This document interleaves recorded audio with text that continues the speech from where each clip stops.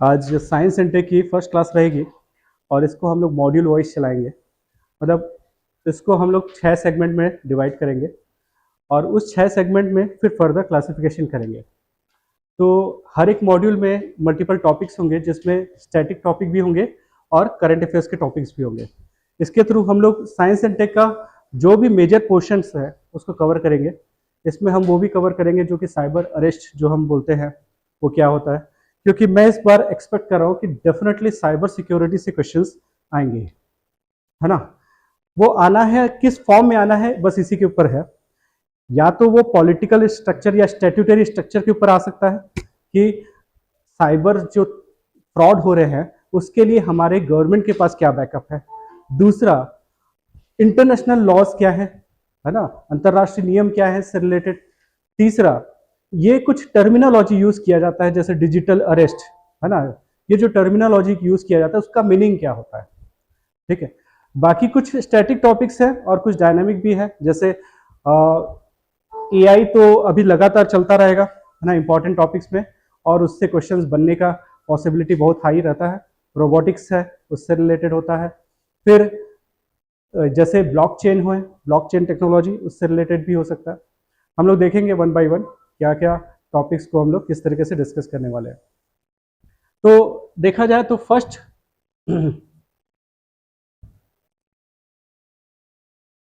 तो first module जो है वो इंफॉर्मेशन एंड टेक्नोलॉजी से रिलेटेड अपन देखेंगे। इस मॉड्यूल के अंदर में हमारे पास ब्लॉकचेन टेक्नोलॉजी और इंडिया में जो आईटी के इंफ्रास्ट्रक्चर्स है उससे रिलेटेड हम बात करेंगे, जिसमें आपको blockchain, cyber security, digital arrest ये सारे टॉपिक्स को देखने को मिलेगा। मॉड्यूल 2 जो है वो भी इंपॉर्टेंट है। जब से कोविड हुआ है तब से, मतलब सबको कोविड हुआ तब से देखा जाए तो वायरस, बैक्टीरिया, फंगस, है ना, ये जो माइक्रो ऑर्गेनिज्म है वो मैक्रो हो चुके हैं, है ना, और मैक्रो से मेगा हो चुके हैं। तो इससे रिलेटेड क्वेश्चन बनने के हाई पॉसिबिलिटीज होती हैं। हमको जानना जरूरी है कि जितने टाइप के डिसीजेस होती है, जितनी बीमारियां होती है, वो किस कारण से होती हैं, उसका जो वाहक है, उसका जो बोलना चाहिए कि मीडियम है वो क्या है। और तीसरा, उसके वैक्सीनेशन हमारे पास, टीका हमारे पास अवेलेबल है कि नहीं, या मेडिसिन हमारे पास अवेलेबल है कि नहीं, उसको हम लोग देखेंगे। तो वो जो पार्ट है वो आपके मॉड्यूल 2 में आएगा, जिसमें हम बायोटेक्नोलॉजी से related, bacteria, virus, vaccination, government के प्रोग्राम से रिलेटेड हम बात करेंगे। तीसरा मॉड्यूल जो है वो स्पेस से रिलेटेड है। हम स्पेस में बहुत अच्छा कर रहे हैं, है ना। हम देखेंगे कि गगनयान, मंगलयान, चंद्रयान, है ना, जितना भी यान है ना, वो सारा यान को देखेंगे जो इम्पोर्टेंट यान है। और ये सिर्फ हमारे यान है, बाकी दूसरे कंट्री के भी क्या क्या यान है उसको भी हम लोग देखेंगे। तो स्पेस वाले में हम लोग ये सारी चीजों की बात करेंगे। न्यूक्लियर रिएक्टर या नाभिकीय जो ऊर्जा है उससे रिलेटेड कुछ डिजाइन होते हैं जो कि स्टैटिक के पार्ट होते हैं। देखो ये वाला पार्ट स्टैटिक है और ये वाला पार्ट है डायनेमिक, ठीक है ना। तो ये स्टैटिक पार्ट में जो जो चीजें होती हैं वो हम देखेंगे। पर स्टैटिक पार्ट में हम बहुत ज्यादा नहीं जाएंगे क्योंकि साइंस एंड टेक ऐसा सब्जेक्ट है जिसमें से डायनेमिक सब्जेक्ट्स ही आते हैं, ठीक है, डायनेमिक्स टॉपिक्स ही आते हैं। फिर इसके बाद कुछ और भी है जैसे रोबोटिक्स, ऑटोमेशन।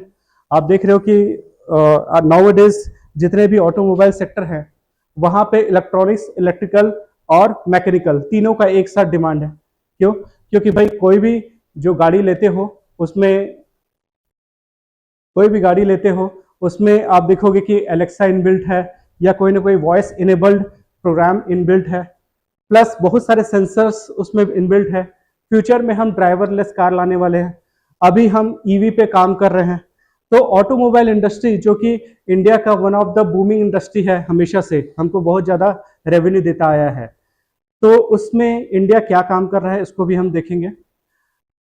हमारे यहाँ इंडिया में 3-4 ऐसे इंडस्ट्री हैं जो कि हमेशा से अच्छा काम करते आई हैं, जिसमें से एक है फार्मास्यूटिकल, दूसरा है ऑटोमोबाइल, है ना, तीसरा है जो अब हम काम कर रहे हैं वो है टूरिज्म, और चौथा है सर्विस सेक्टर जो कि आईटी से रिलेटेड है ना। तो ये 4 सेक्टर है जिसमें इंडिया अच्छा काम करता आया है। हाँ, फार्मास्यूटिकल, ऑटोमोबाइल,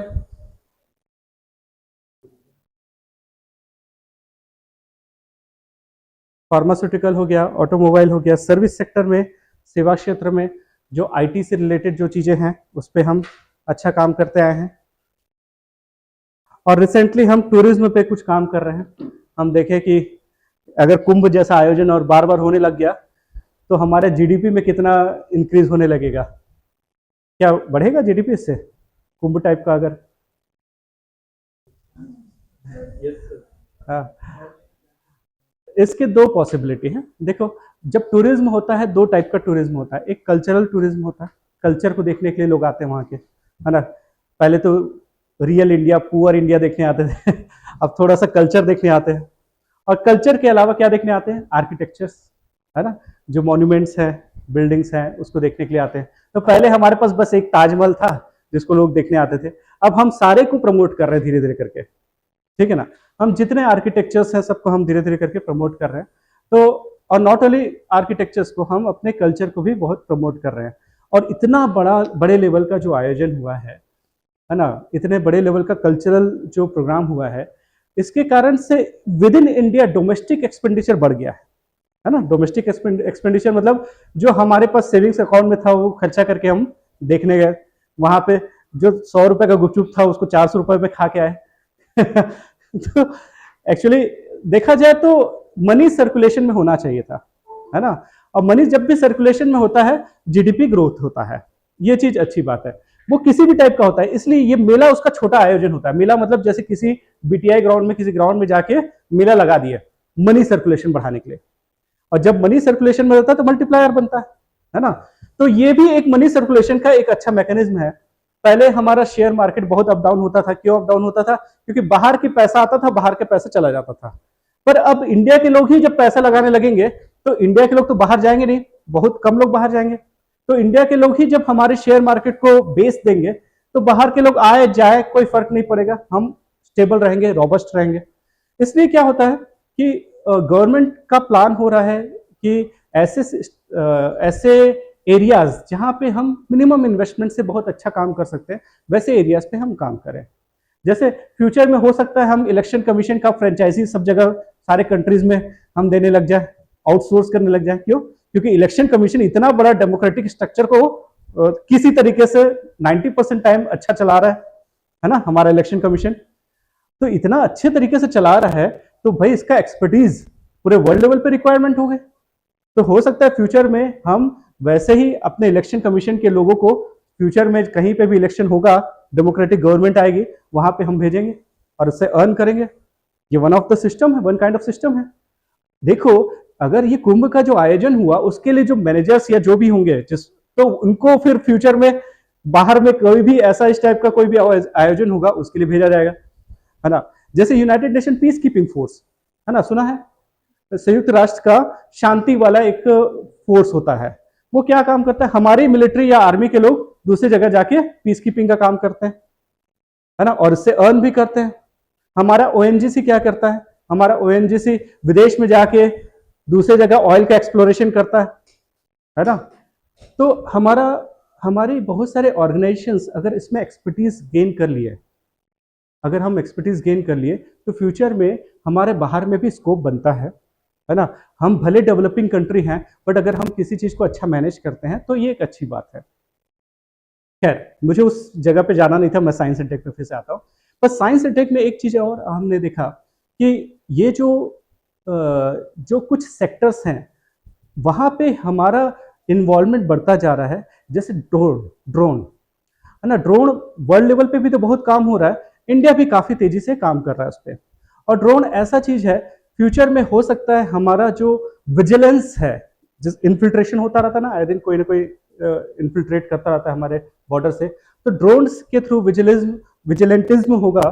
तो इससे क्या है, हमारे लिए इजी हो जाएगा कि हर समय तो हम मॉनिटर नहीं कर सकते कौन आ रहा है कौन जा रहा है, तो ड्रोन के थ्रू अपन कर पाएंगे। और नॉट ओनली ड्रोन के थ्रू, ड्रोन में अगर अपन एआई लगा देंगे तो इतनी भीड़ इधर से आ रही है, इतनी भीड़ इधर से आ रही है, तो यहाँ पे चांसेस है कि यहाँ पे स्टैम्पेड हो सके या भगदड़ हो सकता है। तो वो क्या है, ड्रोन क्या करेगा, पहले से ही मॉनिटर करेगा कि हाँ इधर पे इतने रश आ रही है, इधर पे इतने रश आ रही है और आउटगोइंग इतना है ना। पहले से हम मैनेज कर सकते हैं, कुछ लोगों को रोका जा सकता है।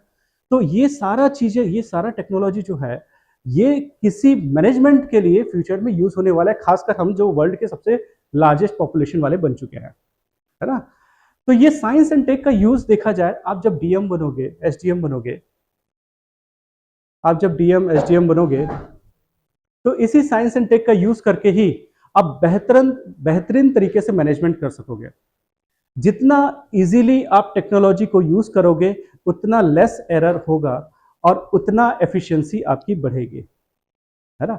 इसलिए हमको साइंस एंड टेक को पढ़ाया जा रहा है ना। हम प्रैक्टिकली इसको यूज करें, है ना। आप अगर जानते हो कि कहीं पे दुर्गा पूजा का रैली निकलने वाला है ना, तो आप पहले से ही उसको मैनेज करो। हमारे पास स्मार्ट सिटी है तो पर स्मार्ट स्ट्रीट लाइट्स नहीं है, स्मार्ट सिग्नल्स नहीं है। अगर किसी जगह पे गाड़ी नहीं भी आ रही तब भी 5 मिनट के लिए रोक के रखा है, क्यों? सिग्नल चालू है, इनएफिशिएंसी। ऐसे जगह जहां पे इतना पॉपुलेशन है, वहां पे सिग्नल एक आदमी को रोक के रखा हुआ है ना। क्यों? क्योंकि हमने उसको डायनामिक नहीं बनाया, हमने क्या किया? स्टैटिक बनाया। 4 सेकंड रुकेगा, 10 सेकंड रुकेगा या 5 मिनट रुकेगा, हमने बना के रखा हुआ। इनएफिशिएंसी, है ना।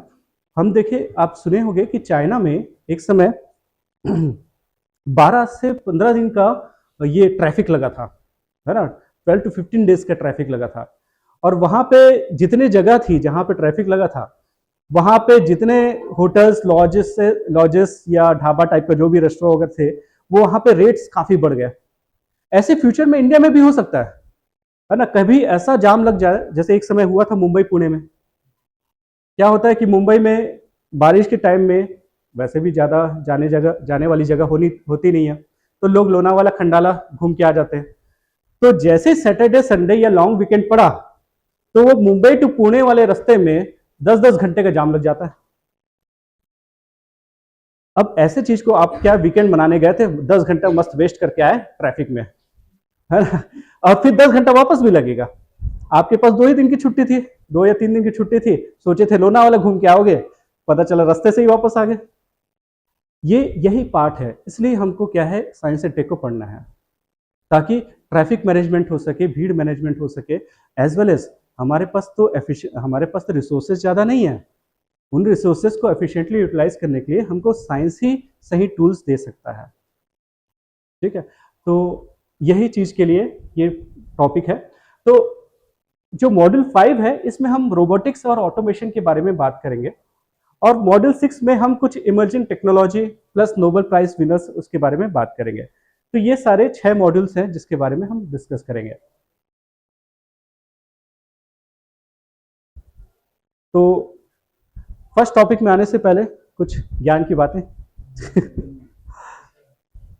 नहीं शादी, अरे जरूरी तो नहीं शादी दूंगा। देखो क्या होता है, हम जब जिस चीज की स्टडी कर रहे हैं, जिस चीज की पढ़ाई कर रहे हैं, उस स्टडी में उतना कॉन्फिडेंस हमको इनिशियल स्टेजेस में नहीं होता। हम जो पढ़ाई कर रहे हैं इनिशियल स्टेजेस में देखा जाए, तो मैं जो पढ़ा हूँ उसमें मैं श्योर नहीं रहता, कंफर्म नहीं रहता। और धीरे धीरे जब मैच्योर होते जाता हूँ तो मेरे में श्योरिटी ज़्यादा आती जाती है। और जितना ज़्यादा मैं श्योर होता जाता हूँ, उतना ज़्यादा मेरी प्रिपरेशन बढ़ती जाती है। दोनों हम क्या सोचते हैं, सिलेबस कंप्लीशन से हमको लगता है कि सिलेबस कंप्लीशन से मेरा एग्जाम निकलेगा। नहीं, सिलेबस में अश्योरिटी से मेरा एग्जाम निकलेगा। जितना ज्यादा मैं उस टॉपिक के लिए श्योर हूं कि ये टॉपिक से कुछ भी क्वेश्चन आए वो मेरा रॉन्ग नहीं होगा, जितना मेरा एक्यूरेसी बढ़ेगा ना हर एक टॉपिक पे, उतना ज्यादा मार्क्स मेरे अचीव होंगे। सिलेबस कंप्लीशन मेरे को ओवरव्यू देता है कि हाँ मेरे सिलेबस में ये सारी चीजें थी। बट जब हम एक्यूरेसी पे काम करते हैं ना, तो हम कुछ छोटे एरिया पे ज़्यादा डीप डाउन करते हैं। और इसका रीज़न है क्योंकि हम थोड़ा सा ज़्यादा जब डीप में जाते हैं, तब हमको समझ आता है कि इसको सिलेबस का पार्ट क्यों बनाया गया था। जब हम सिलेबस पढ़ते हैं ना, तो हम पैसिवली पढ़ते हैं कि सिलेबस में ये सारी चीज़ें तो मुझे पढ़नी है। बट जब सेकेंड राउंड जब आप देखते हो ना, तो उस टॉपिक को पढ़ते हो तो लगता है कि ये सिलेबस का पार्ट क्यों है, वो भी फर्स्ट में क्यों डाला गया। जैसे आप देखोगे बहुत सारे सिलेबस में current events of national and international importance, वो पहला लाइन रहता है सिलेबस का। क्या? Current events of national and international importance. ऐसे इवेंट्स जो कि करंट में थे, पर इंपॉर्टेंट थे, वो आपको जानना जरूरी है। तो जब सिलेबस का पहला लाइन वो लिखा है, इसका मतलब ये बाकी सिलेबस एक छलावा है ना। वो क्या जानना चाहता है कि आप ये इवेंट्स को समझ पाते हो कि नहीं, है ना, आप ये चीजें हो रही हैं उसको समझ पाते हो कि नहीं। धीरे धीरे करके हमारा इंटेलेक्ट लेवल बढ़ता जाता है, और जब हमारा इंटेलेक्ट लेवल सिलेबस के अकॉर्डिंग इंप्रूव होता जाता है, तब हम बेहतर करने लगते हैं। एक लेवल पे तो अपन सिलेबस ही कंप्लीट करने में लग जाते हैं, है ना, और हम सेटिस्फेक्शन तब तक नहीं आ पाता मेरा सिलेबस जब तक खत्म नहीं हुआ है। पर सेटिस्फेक्शन इन रियलिटी तब आना चाहिए जब मेरा टॉपिक प्रॉपरली कॉम्प्रिहेंडेड हुआ है। अगर मेरा टॉपिक प्रॉपरली कॉम्प्रिहेंडेड हुआ है, इसका मतलब वो टॉपिक मेरे लिए कंफर्म्ड है, उसमें से क्वेश्चन कुछ भी आए, सिलेबस कंप्लीशन हो ना हो आपके लेवल पे, समझ हो ना, वो टॉपिक समझ आना चाहिए। हाँ, अब ये भी है कि उस टॉपिक में बहुत ज्यादा डीप नहीं जाना है, पीएचडी नहीं करना है, ठीक है ना, हमको उस लेवल पे रखना है कि उससे क्वेश्चन आए वो सॉल्व हो जाना चाहिए, इतना ही है। अब क्या है, हमारा इंटेलिजेंस इंप्रूव होता जा रहा है, हम थोड़ा सा मेंटली और ज़्यादा मैच्योर होते जा रहे हैं जैसे जैसे हम पढ़ाई करते जा रहे हैं। इसके बाद एक स्टेज आता है जहाँ पे आप देखा जाए तो काइंड ऑफ डिबेट या आर्ग्यूमेंट करते हो लोगों से, दोस्तों से, फ्रेंड से आर्ग्यूमेंट करते हो अपने नॉलेज के बेसिस पे। फिर क्या होता है कि हो सकता है आप जिस फ्रेंड से आर्ग्यूमेंट कर रहे हो उसका इंटेलेक्ट लेवल आपके इंटेलेक्ट लेवल से मैच ना करता हो सकता है उसका ज़्यादा हो या कम हो, दोनों हो सकता है। बट आपका जो स्टाइल था पढ़ने का, उसको आप अप्रूवल देखते हो अपने फ्रेंड से कि मैं जो कर रहा हूं वो सही है कि नहीं, है ना, मैं जो बोल रहा हूं आप देखते हो सामने वाले का एक्सप्रेशन कि मैं वो सामने वाले को वो देखते हुए बोलते हो कि ये चीजें ऐसी है, और देखते हो कि वो अप्रूव कर रहा है कि नहीं। अगर वो अप्रूव कर रहा है तब आप उसमें कॉन्फिडेंट आते हो। इन रियलिटी आपका कॉन्फिडेंस दूसरे के अप्रूवल पर डिपेंडेंट नहीं होना चाहिए, आपका कॉन्फिडेंस दूसरे के अप्रूवल पे डिपेंडेंट नहीं होना चाहिए, आपका कॉन्फिडेंस आपके नॉलेज पे डिपेंडेंट होना चाहिए। और मोस्ट ऑफ द टाइम हम अपना इंटेलेक्ट लेवल को छोड़ देते हैं किसी फूल के अप्रूवल के लिए। आप कुछ अच्छा करते रहते हो, पर जस्ट बिकॉज एक फूल ने अप्रूव नहीं किया आपके इंटेलेक्ट को, उसके कारण से आप अपना इंटेलेक्ट को गिव अप कर देते हो, और यहां पे आप गलत हो जाते हो। और आपका इंटेलेक्ट का बेस क्या था, दूसरे का अप्रूवल, ये दिक्कत था। जिस दिन आपका इंटेलेक्ट का अप्रूवल आपका खुद का नॉलेज होगा, उस दिन दूसरे के अप्रूवल की रिक्वायरमेंट नहीं होगी। और यही स्टेज मुझे चाहिए कि कोई अप्रूव करे ना करे, मेरा स्टाइल अब सही हो चुका है, this is the perfect style जिसके थ्रू मैं सक्सेसफुल हो सकता हूं, या मुझे मेरा पेस ये है। हर का पेस अलग अलग रहता है, गति अलग अलग होती है, पर मेरा पेस ये है। कौन है, कौन है जिसमें कमी नहीं, कौन है जिसमें कमी नहीं, अरे आसमां के पास भी तो जमी नहीं, समझ रहे हो? तो यही है, कमी होगी, पर कुछ कमी के चक्कर में हम आसमां को थोड़ी छोड़ देंगे, ठीक है ना। तो ठीक है, यही चीज है, अपने पढ़ाई पे फोकस रखो।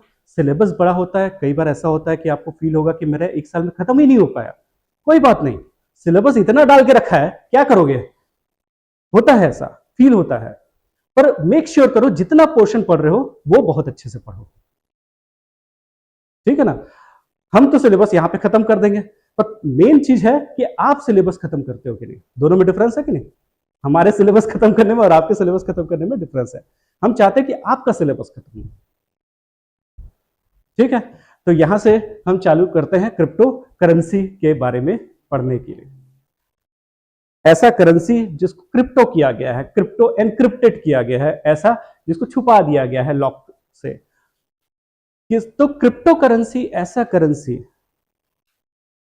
जिसमें कोडिंग कर दी गई है, एनकोडेड कर दिया गया है, जो कि हर किसी के लिए अवेलेबल नहीं है।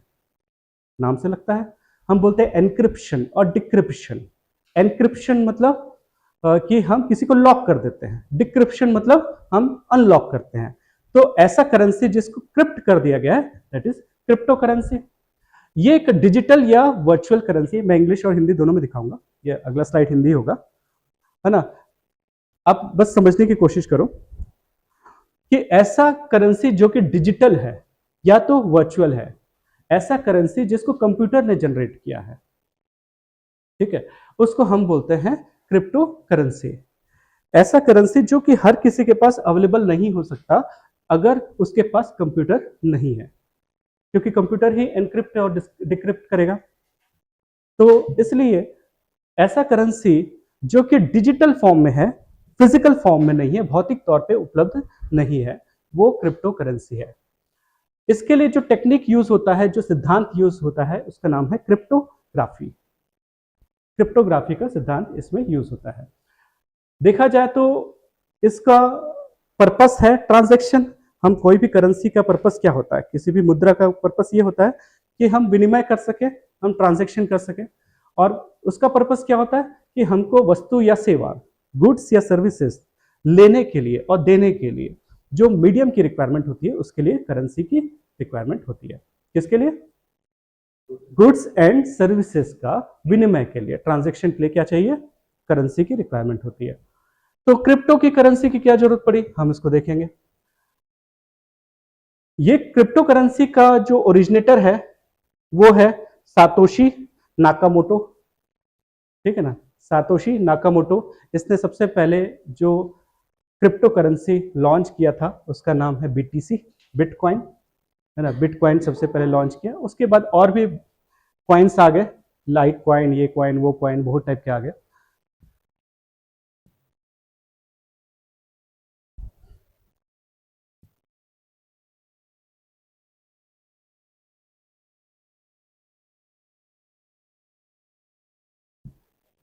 क्रिप्टो करेंसी में सबसे बड़ा बेनिफिट ये है कि किसके पास क्रिप्टो करेंसी है,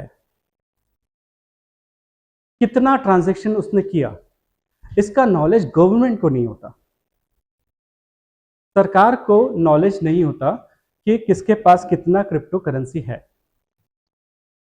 मतलब आप अपनी आइडेंटिटी को कॉन्सील कर सकते हो, अपना जो पहचान है उसको छुपा सकते हो क्रिप्टो करेंसी में। आपको आधार, फोटो और 10th का मार्कशीट की जरूरत नहीं पड़ेगी, है ना। आपको बिना ये सब की रिक्वायरमेंट के आपका क्रिप्टो करेंसी आ सकता है, बस आपके पास कंप्यूटर होना चाहिए, ठीक है ना।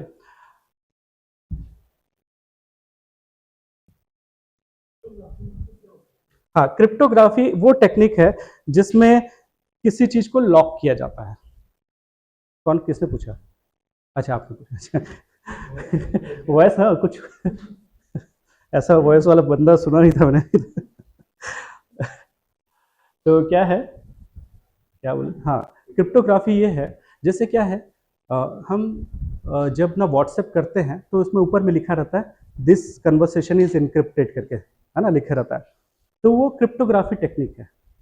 आजकल जो भी इमेज हम भेजते हैं, व्हाट्सएप पर फोटो वगैरह भेजते हैं, तो वो फोटो जो होता है जेपेग, जेपीजी करके एक रहता है, उसका एक्सटेंशन जेपेग करके रहता है, वो भी एक टेक्निक है। बट ये लॉक नहीं किया गया उसको, जेपेग जो है वो कंप्रेशन का बस टेक्निक है, उसको कंप्रेस करने का टेक्निक है। उससे पहले भी फोटोज होते थे जो अलग अलग फॉर्म में थे, जैसे बीएमपी, आईएमजी, ये सारे भी फोटोज के टेक्निक्स हैं। हाँ, अगर मैंने उस फोटो में, जैसे कोई इमेज है, उस फोटो में मैंने कुछ एक्स्ट्रा की को ऐड कर दिया, कुछ 1010 कुछ ऐड कर दिया, जिसके कारण से सामने वाला क्या किया, उस इमेज को देख नहीं पा रहा है। क्यों? क्योंकि उसके पास लॉक नहीं पता, और लॉक क्या किया, मैंने 1010 करके लॉक कर दिया। तो सामने वाले ने क्या किया, 1010 डाल के अनलॉक किया।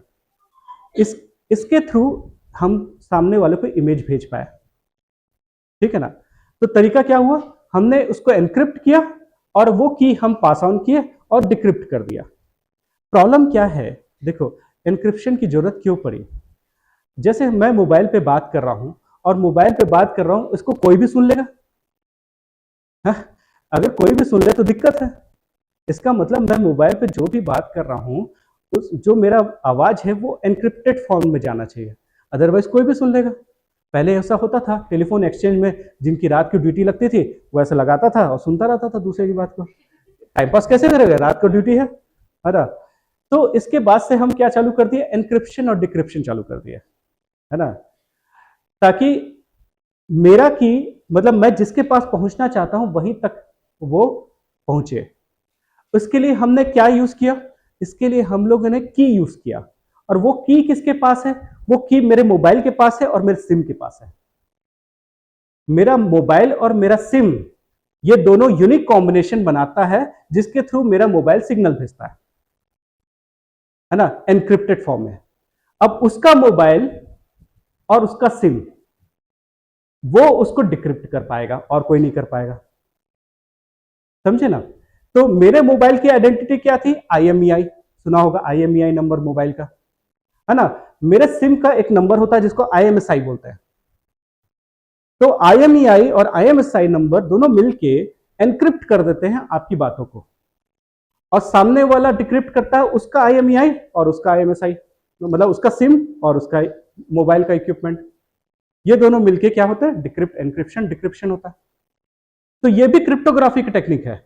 तो ऐसा कोई भी टेक्निक जिसके थ्रू आप जब बीच के मीडियम में ट्रांसफर करना चाहते हो बिना किसी को दिखाए, है ना, सीधा जिसके पास पहुंचना वहीं पे पहुंचे, तो हम क्या करते हैं? एनक्रिप्ट करके भेजते हैं और वो डिक्रिप्ट करता है, उसको की बस भेज देते हैं। ठीक है ना, यहां तक समझे? तो दैट इज द क्रिप्टोग्राफी। ठीक है। तो करेंसी के साथ भी ये है कि भाई मैं जिसको भेजना चाहता हूं करेंसी, वही डिक्रिप्ट कर पाए। बीच में सरकार आए, RBI आए, FBI आए, कुछ भी आए, है ना, पर कोई और डिक्रिप्ट ना कर सके। ठीक है। तो क्रिप्टो करेंसी में तीन चार चीजें हैं। पहला चीज कि क्रिप्टो करेंसी का जो बेस है वो ब्लॉकचेन टेक्नोलॉजी पे है। कोई भी पूछ सकता है कि क्रिप्टो करेंसी किस टेक्नोलॉजी पे काम करता है, तो क्या बोलोगे? Blockchain technology. दूसरा, ये एक डिजिटल करेंसी है। दूसरा चीज आपने जाने कि ये डिजिटल या वर्चुअल करेंसी है। तीसरा, इसमें आइडेंटिटी आपकी खत्म हो सकती है, या आइडेंटिटी खत्म नहीं, आइडेंटिटी आप छुपा सकते हो, कंसील कर सकते हो। और ये बहुत ही सिक्योर मैकेनिज्म है, बहुत ही सिक्योर मैकेनिज्म है ट्रांजैक्शन का। जैसे अभी जितने फ्रॉड्स हो रहे हैं, सोचो कि अगर आप ना जिसको ट्रांजैक्शन करना चाह रहे हो, है ना, अगर उसको ट्रांजैक्शन करने के पीछे बहुत सिक्योर मैकेनिज्म हो, तो आपका ट्रांजैक्शन नहीं होगा। समझ रहे हो ना? तो अभी गवर्नमेंट क्या कर रही है? ऐसे सारे अकाउंट्स, जिस जिस अकाउंट में ये जो आपके ये वाले पैसे होते थे, इसको बोलते हैं फ्रॉड वाले पैसे होते थे, वो सारे अकाउंट को फ्रीज कर रही है। और इतने सारे अकाउंट बना के रखे किसी भी, मतलब जैसे देखा जाए, मनरेगा के जितने वर्कर हैं उनको खुद पता नहीं है कि मेरे नाम पे अकाउंट है और उसमें कई करोड़ रुपए है। हाँ, ऐसा किया गया है। ऐसे कई लाख लोगों का अकाउंट यूज किया गया, उसके नाम पे उस पे अकाउंट डाला गया। और देखा है अभी अभी रिसेंटली आपने देखा होगा कि यहाँ पे बहुत सारे मोबाइल ऑपरेटर पकड़ाए, और उसका कारण क्या था? आप अपना सिम खरीदने के लिए गए, आधार कार्ड दिया, और आपके आधार कार्ड पे उसने दो सिम ले लिया। आपके आधार कार्ड पे उसने दो सिम ले लिया। एक सिम से दूसरा एक बैंक अकाउंट ओपन किया, और उस बैंक अकाउंट से आपका कनेक्ट हो गया। अब उसमें आपका मनी म्यूल वाला जो होता है, जो भी पैसा आता है वो उसमें जाएगा। तो देखो स्टार्ट कहां से होता है? आपका आधार कार्ड से जो सिम खरीदा जाता है वहां से स्टार्ट होता है, और फिर बहुत लंबा चेन है इसका। ठीक है। तो बताने का पर्पस ये था कि सिक्योरिटी, हमारे ट्रांजैक्शन में सबसे बड़ा फ्लॉ था कि सिक्योरिटी। हो सकता है कि ब्लॉकचेन टेक्नोलॉजी को हम अपना ऑफिशियल करेंसी के लिए, डिजिटल करेंसी के लिए हम अप्रूव कर दें फ्यूचर में, क्योंकि ये बहुत सिक्योर मैकेनिज्म है। गवर्नमेंट ने अभी तक क्रिप्टो करेंसी का अप्रूव किया नहीं है, हम देखेंगे कंडीशन क्या है अभी। तो ये चीज समझ गया कि ब्लॉकचेन टेक्नोलॉजी होता है, हम उसको समझेंगे कि ब्लॉकचेन क्या होता है करके। तो ब्लॉकचेन होता क्या है? नाम से लग रहा है, ऐसा टेक्नोलॉजी, ऐसा तकनीक जिसमें ब्लॉक का यूज किया गया है और चेन ऑफ ब्लॉक का यूज किया गया है।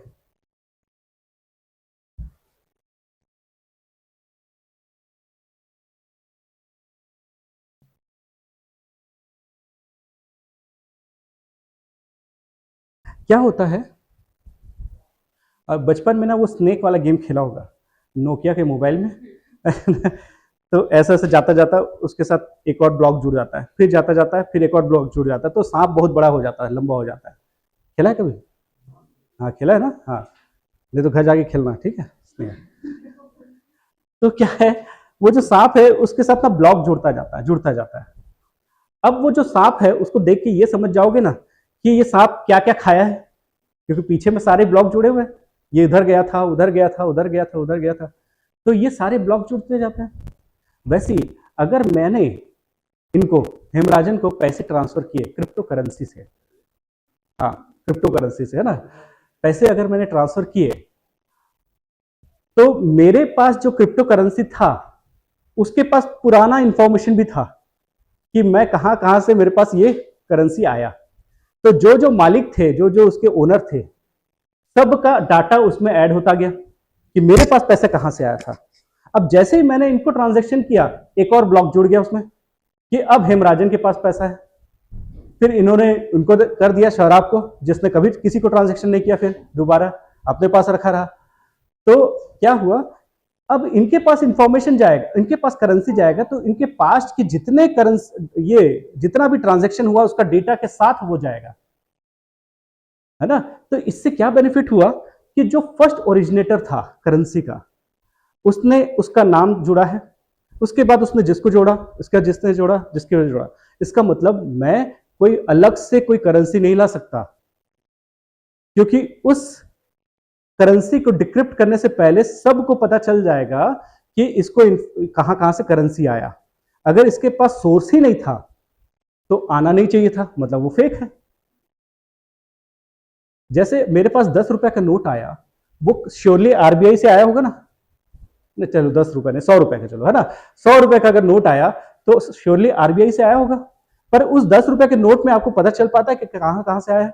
बस ये पता चल पाता है कि वो कहीं चिकन की दुकान से उसमें थोड़ा ब्लड लगा रहेगा, होली खेल के आए, होली खेल के आएगा तो उसमें कुछ कलर लगा रहेगा, है ना। तो डिपेंड करता है।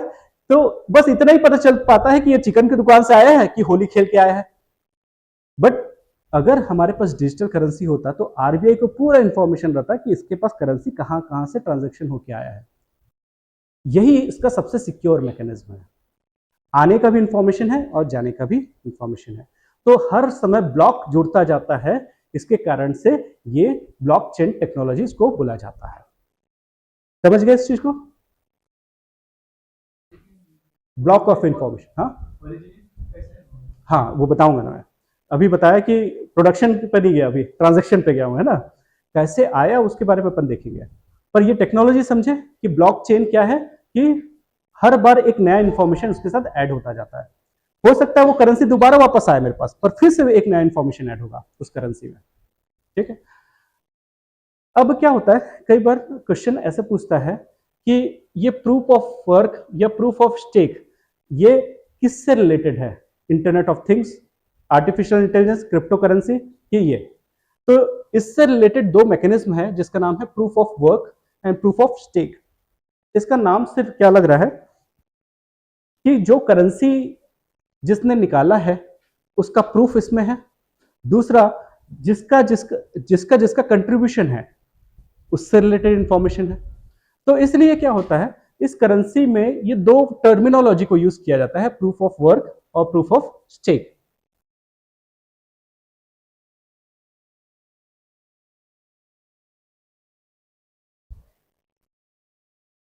अब क्या है, इसको निकाला कैसे जाता है ना, ये क्रिप्टो करेंसी को कैसे प्रोडक्शन किया जाता है। तो इसके प्रोडक्शन को बोला जाता है माइनिंग, ठीक है। इसके प्रोडक्शन को क्या बोला जाता है, माइनिंग। Yes please.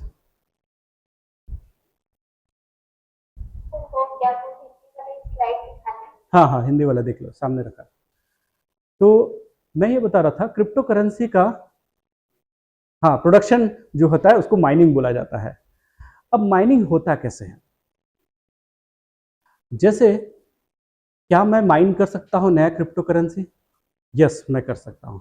इसके लिए मुझे क्या चाहिए, तो इसके लिए मेरे को आधार, पासपोर्ट साइज फोटो ये सब की रिक्वायरमेंट नहीं है। मुझे चाहिए कंप्यूटर टर्मिनल, हायर कैपेसिटी वाला, हायर कैपेसिटी वाला जो लगातार रन कर सके, है ना, पावर का जिसमें बैकअप है।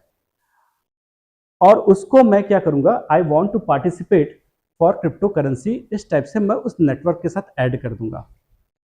कैसे, कि मैंने क्या किया, मैं भी एक क्रिप्टो करेंसी माइनर बनना चाहता हूं। तो वो बोलेंगे ठीक है, क्रिप्टो करेंसी माइनर बनना चाहते हो तो कैसे बनोगे?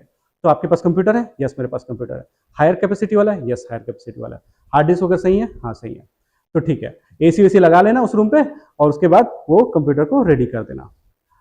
अब क्या होगा कि जैसे मैंने इनको ट्रांजेक्शन किया, क्या चीज, करेंसी, क्रिप्टो करेंसी। अब क्या है, ये कृष्णा, हाँ कृष्णा कृष्णा बोला कि मेरे पास बड़ा हाई कैपेसिटी वाला मशीन मैंने खरीद लिया है, अब मैं भी क्रिप्टो करेंसी में का माइनिंग करूंगा। रुद्र ने भी बोला और प्रियंका ने भी बोला। तो ये तीनों ने क्या किया, कंप्यूटर खरीद लिया। अब क्या है, मैंने इनको ट्रांजैक्शन किया। अब ये ट्रांजैक्शन का इंफॉर्मेशन को वैलिडेट करना कि मेरे पास पैसा मेरे पास कहां से आया था और इनके पास जा रहा है तो सही जगह से जा रहा है कि नहीं। अब ये सारे को वैलिडेट करने के लिए आप जितने कंप्यूटर्स हैं वो सारे लोग वैलिडेट करेंगे कि इनके पास, मेरे पास इंफॉर्मेशन यहां से आया था, वहां से आया था, तो इन्होंने अप्रूव कर दिया। इनका कंप्यूटर अभी भी घूम रहा है ना, कि कहां से इंफॉर्मेशन आया, लोअर कैपेसिटी हो सकता है, इनका कैपेसिटी जल्दी था। तो ये सारे कंप्यूटर्स ने अप्रूव कर दिया कि यस मेरे पास जो पैसा था दैट्स फॉर श्योर कि वो इधर से आया था। अब क्या किया, मैंने इनको जब ट्रांसफर किया तो 100 रुपए सपोज मैंने ट्रांसफर किया, तो 1 रुपए डिस्ट्रीब्यूट हो गया जितने भी लोग थे जो इसको अप्रूव कर रहे थे। तो कृष्णा के पास 1 रुपए का कुछ पैसा गया, उनके पास भी गया, रुद्र के पास भी गया और इनके पास भी गया। अब ये लोगों के पास नया करेंसी आ गया क्योंकि इन्होंने सर्विस दिया, अब इनके पास पैसा आया और वो है माइनिंग।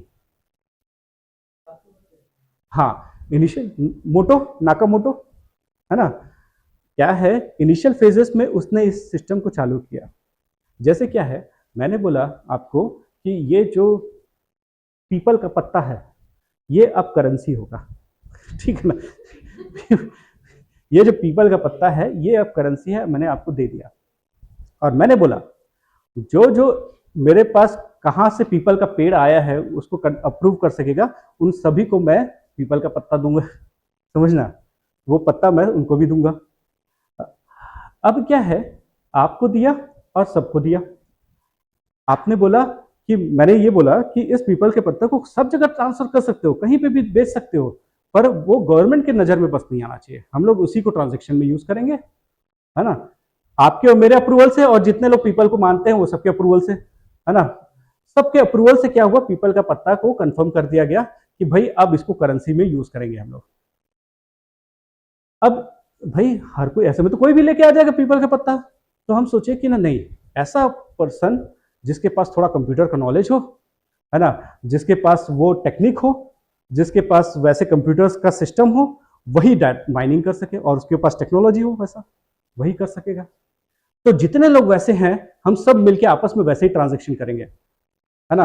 अब वो पीपल का पत्ता को डिजिटल फॉर्म में आप ले आए, बोले कि हम अब डिजिटली ट्रांसफर करेंगे उस पीपल के पत्ते को। अब वो क्या रहेगा, वो एक कोड है, क्या है, दैट इज अ कोड, है ना। उस कोड में ये इनके पास गया, उनके पास गया, इनके पास गया, सबके पास वो इंफॉर्मेशन ऐड होता जा रहा है। पहले 5 ही कंप्यूटर थे, अब उनके साथ और लोग भी जुड़े, है ना, और लोग भी जुड़े, उन लोग बोले कि नहीं मेरे को भी दो, वो भी ट्रांजैक्शन का पार्ट बनना चाहते हैं, तो ठीक है, अब हम सारे लोग मिलके इसी करेंसी को यूज करेंगे। फिर जितने कंप्यूटर वाले थे सारे लोग, हाँ हम भी इस करेंसी को यूज करेंगे क्योंकि यहाँ पे बहुत सारे बेनिफिट्स हैं। सबसे बड़ा बेनिफिट क्या है पता है, सबसे बड़ा बेनिफिट ये है कि मैं अर्न करता हूं और वो अर्न का पैसा मैं गवर्नमेंट को टैक्स में देता हूं और गवर्नमेंट मेरा नाली नहीं बनाती है, हाँ, मेरे घर के सामने का कचरा साफ नहीं करवाती है, तो मैं गवर्नमेंट को क्यों पैसा दूं, और नहीं दूंगा तो मेरे को जेल में डाल देंगे। मैं इतना मुश्किल से अर्न करता हूं और गवर्नमेंट कुछ करती नहीं है, और मैं क्यों पैसा दूं उसको। तो इसके कारण से ये करेंसी आया। दूसरा, मेरे पास बहुत सारा 2 नंबर का पैसा है, उस 2 नंबर का पैसा को मैं कहां चलाऊं, तो हम सब 2 नंबर वाले, है ना, चोर चोर मौसेरे भाई वाला, है ना, हम सब मिलके उस करेंसी को यूज करेंगे ना, regardless of country, regardless of US, regardless of any country, जो अर्निंग करना चाहते हैं, जिनके पास कैपेसिटी है, जिनके पास इंटेलेक्ट है, वो लोग अगर बिना पैसा खर्च किए गवर्नमेंट को दिए वो आपस में ट्रांजेक्शन करना चाहते हैं, तो उनका एक मैकेनिज्म बना दिया गया, वो था क्रिप्टो करेंसी। समझ ना, एक मैकेनिज्म। और उसका पर्पस क्या था? कोई भी गवर्नमेंट कभी भी मुंह उठा के डिमोनेटाइजेशन कर देती है। बड़ा मुश्किल से 2 नंबर का पैसा 2-2 हजार का मैंने जमा किया है ना, 2-2 हजार का नोट नहीं, वो पुराना तो 1 हजार का नोट था ना, बड़ा मुश्किल से 1-1 हजार का नोट इतना सारा जमा किया, 3-4 फ्लैट लिया था, उसको सब में पैसा भर के रखा हुआ था, है ना। कुछ जगह तो चूहा खा गया, वो अलग बात है, पर चलो फिर भी बचा हुआ था। तो गवर्नमेंट डिमोनेटाइज कर दी। और डिमोनेटाइज करने से क्या हुआ? मेरे पास इतना सारा पैसा, मैं कैसे गवर्नमेंट को दिखाऊं? तो ऐसे में कभी भी मैं मनी को स्टोरेज करूंगा तो दिक्कत है। दूसरा, मैं गोल्ड के फॉर्म में स्टोरेज करता हूं, तो गवर्नमेंट अब बोलती कि 50,000 से ज्यादा का सोना लोगे तो पैन कार्ड दिखाना पड़ेगा, तो सोने के फॉर्म में भी नहीं कर सकता मैं। प्रॉपर्टी लूंगा तो प्रॉपर्टी टैक्स देना पड़ेगा, रजिस्ट्री करवाना पड़ेगा, तो मैं पैसा रखूं कहां? एकदम बह रहा है मेरे पास पैसा। तो ऐसे कंडीशन में पैसे के लिए इसलिए क्रिप्टो करेंसी की रिक्वायरमेंट हुई, है ना। इसलिए क्रिप्टो करेंसी की रिक्वायरमेंट। और भी बहुत सारे, क्या है कि देखो, ट्रम्प जी थे, उससे पहले जो बाइडेन थे, उससे पहले बराक ओबामा थे, जो भी थे, ये सब लोग आते हैं, गवर्नमेंट चेंज होती है, पॉलिसी चेंज होता है, कभी डॉलर कम होता है, कभी ज्यादा होता है। अरे मेरे पास पैसे रखे, उसको कम ज्यादा करते रहे तो वहां पे बैठे बैठे, है ना। रुपीस का वैल्यू कभी डिवैल्यू हो जाता है, कभी बढ़ जाता है, कभी कम हो जाता है। अरे मेरे पास रुपीस है, मैंने कमाया है, कभी बढ़ गया उसका वेट, कभी कम हो गया। तो ये सारी दिक्कतें थी। इसके कारण से भाई जनता आपस में ट्रांजैक्शन कर सके, इसके कारण से क्रिप्टो करेंसी आया। आपस में ट्रांजैक्शन कर सके, रिगार्डलेस ऑफ गवर्नमेंट, कोई भी गवर्नमेंट रहे, हम आपस में ट्रांजैक्शन कर सके, ठीक है ना। तो यही चीज था क्रिप्टो करेंसी के पीछे। इसलिए इसमें क्या है, मेन चीज है विकेंद्रीकरण, डिसेंट्रलाइजेशन। जो भी मनी होता है वो सेंट्रलाइज्ड होता है, सेंट्रल बैंक नाम ही सेंट्रलाइज्ड बैंक हो जाता है। हमारा सेंट्रलाइज्ड बैंक कौन है? Central bank of India. अच्छा, आरबीआई क्या है ना। तो हमारा सेंट्रलाइज्ड बैंक कौन है? सेंट्रल बैंक कौन है? हमारा आरबीआई है ना। तो क्या है कि डिसेंट्रलाइजेशन करना, विकेंद्रीकरण करने के लिए हम इसको लाए, ठीक है, और सिक्योर बनाने के लिए लेके आए। हाँ, नोट को कन्वर्ट नहीं हो रहा है। मैं तो जस्ट बताया कि एक मैकेनिज्म जिसको मैं और आप एग्री करते हैं तो हम ट्रांजैक्शन कर सकते हैं ना। जैसे ब्रिक्स नेशन आपस में करेंसी लाने वाले थे, है ना, कि भाई हम उसी करेंसी, ब्रिक्स करेंसी पे ही ट्रांजेक्ट करेंगे, तो कर सकते हो भाई। भाई 5 कंट्री मान रहे हैं तो आप लोग को मानना पड़ेगा, आप लोग को। एग्जैक्टली ये कोड है, काइंड ऑफ कोड का इंक्रिप्शन एंड डिक्रिप्शन है बस। हाँ बताओ। ये क्या कोड एडिट कर सकते हैं उसको बाहर से? हाँ बिल्कुल, आप इस चीज को डाल सकते हो। देखो क्या है अब, नहीं क्या पूछे आप?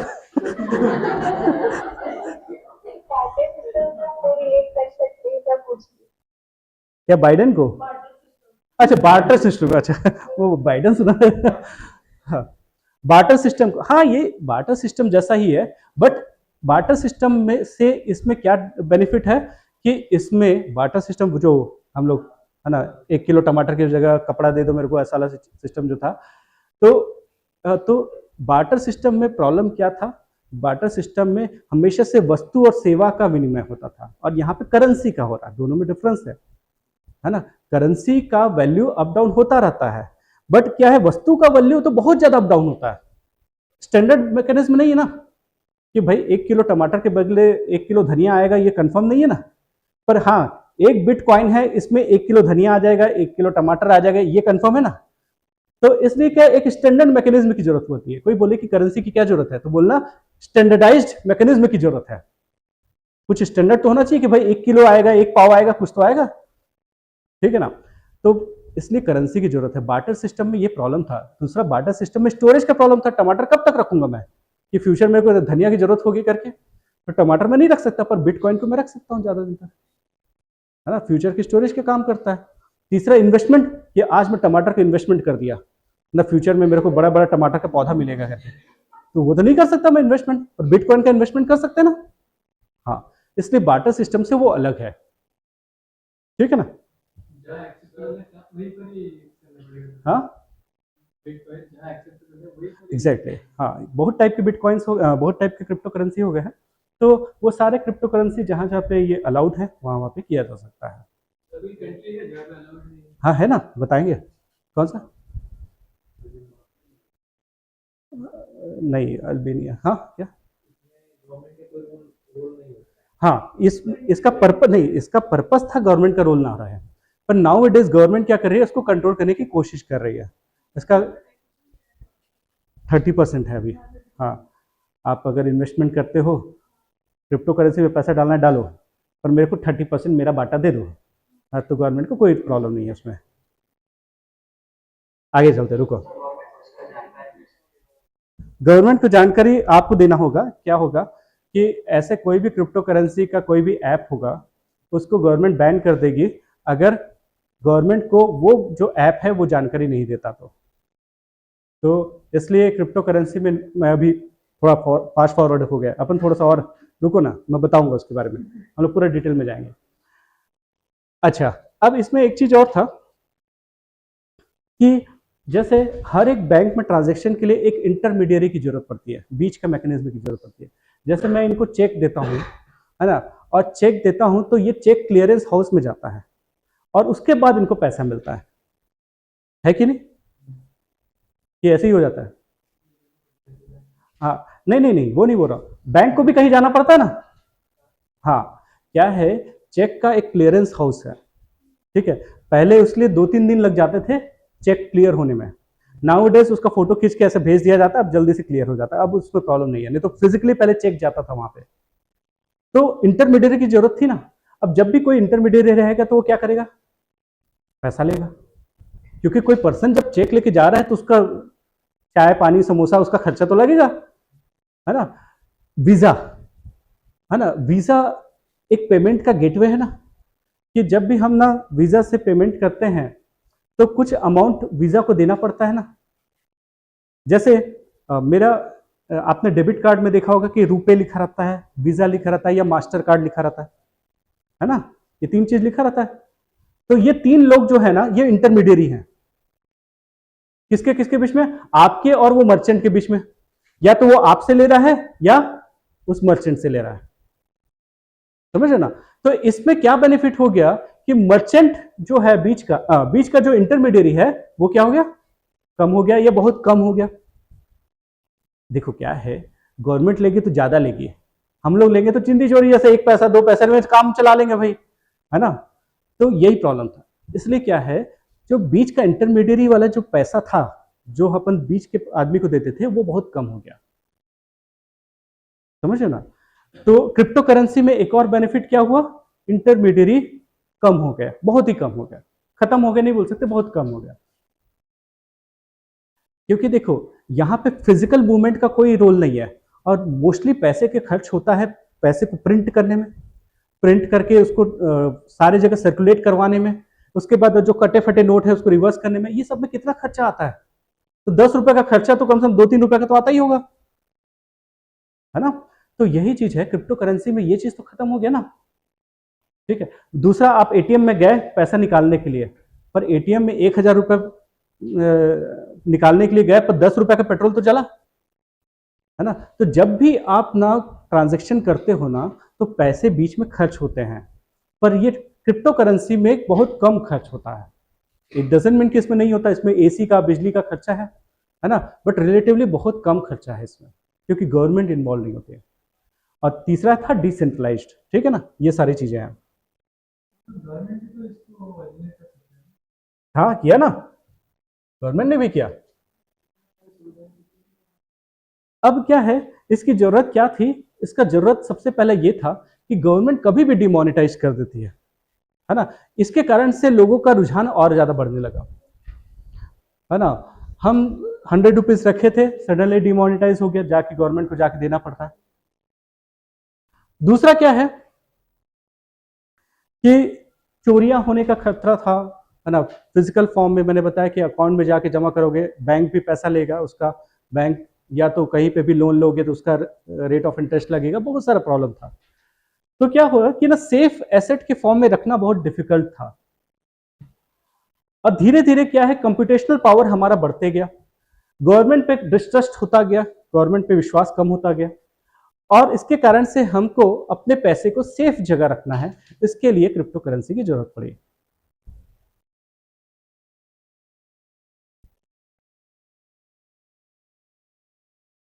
तो देखा जाए तो देखो क्या होता है, जैसे किसी ने ट्रांजैक्शन किया, ब्लू वाला जो है, रेड को, रेड नहीं पिंक है, मेरे को कलर ब्लाइंडनेस नहीं है ना, ब्लू वाले ने पिंक को चूज करके रखा होगा ना, ब्लू मतलब मेल होगा, वो फीमेल होगा, पैसा ट्रांजैक्शन कर दिया उसको। अच्छा ठीक है, पैसा ट्रांजैक्शन किया, अब ये घन घुमा,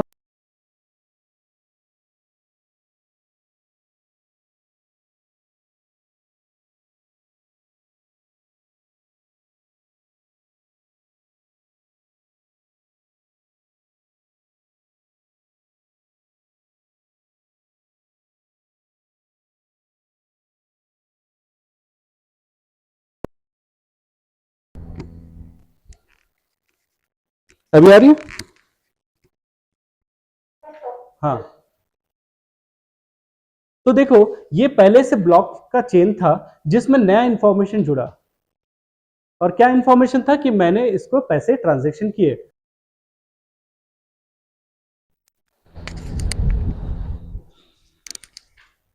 हेलो, आ रही है आवाज? हाँ ठीक है, तो यू कैन सी कि नया ब्लॉक ऑफ इंफॉर्मेशन था जो इसमें जुड़ गया, और उसके बाद ट्रांजैक्शन कंप्लीट हो गया। ठीक है, यही है ब्लॉकचेन। इसका बहुत सारा यूज है, हम अलग से ब्लॉकचेन के बारे में इसके बाद पढ़ने वाले हैं अभी थोड़ी देर में। और भी क्या बेनिफिट्स हैं और भी क्या फायदे हैं, इसको देखते हैं।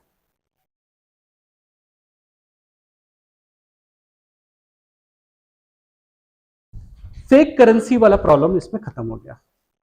ठीक है ना, जाली नोट वाला जो प्रॉब्लम होता था, काउंटरफिट नोट्स होते थे, वो इसके साथ खत्म हो गया।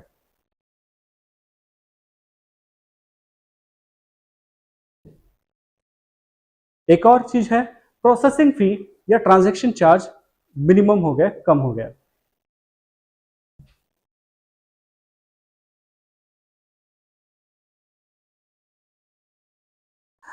आपको याद होगा कि यूपीआई का लाने का पर्पस क्या था गवर्नमेंट का? तो यूपीआई लाने का पर्पस गवर्नमेंट का ये था कि जो मेट्रो सिटीज में जो लेबर काम करते हैं, वो अपना पैसा को ट्रांसफर करना चाहते हैं अपने गांव में, तो कैसे करें? तो उसका तरीका था पहले मनी ऑर्डर, जानते हो, है ना? तो वो लोग क्या करते हैं, मनी ऑर्डर करते थे, और मनी फिर बैंक पोस्ट ऑफिस वाला उनके घर में जाके पैसा देके आता था। अब वो लेबर कमाता है दिन का 200 रुपए 300 रुपए, अब वो क्या करेगा, मनी ऑर्डर में जब पैसा डालेगा तो वहां पे पोस्ट ऑफिस का खर्चा लगेगा, और उसके कारण से वहां पे जाते जाते उसका 100-200 रुपए का नुकसान, और 100-200 रुपए का नुकसान एक लेबर के लिए बहुत बड़ी बात हो जाती है, समझ ना? इसलिए क्या है कि हम कैसे पैसे ट्रांसफर करें जिसमें अपने परिवार वालों को भेजना चाहे, जिसमें मिनिमम से मिनिमम चार्जेस लगे। तो गवर्नमेंट ने बोला ठीक है, आप मास्टर कार्ड, मेस्ट्रो कार्ड, या ये क्या बोलता है, वीजा ले लो। तो वीजा तो बाहर की कंपनी, वहां को उसको पेमेंट करना पड़ेगा, गवर्नमेंट पे करे या कोई भी पे करे। तो गवर्नमेंट ने क्या लाया, यूपीआई लाया। यूपीआई गवर्नमेंट की है, अब उसमें ट्रांजैक्शन चार्ज गवर्नमेंट बियर कर लेती है।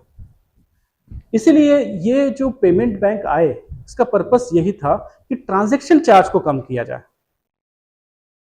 तो फ्यूचर में देखा जाए तो ट्रांजैक्शन चार्ज एक बहुत बड़ा चार्ज होने वाला है, क्योंकि जितना मैंने बोला कि जैसे अपन कुंभ के मेला में गए, हम कितना ट्रांजैक्शन करते हैं, और देखा जाए तो अगर हम 10,000 का ट्रांजैक्शन किए तो हो सकता है 1,000 रुपए का ट्रांजैक्शन चार्ज लग गया।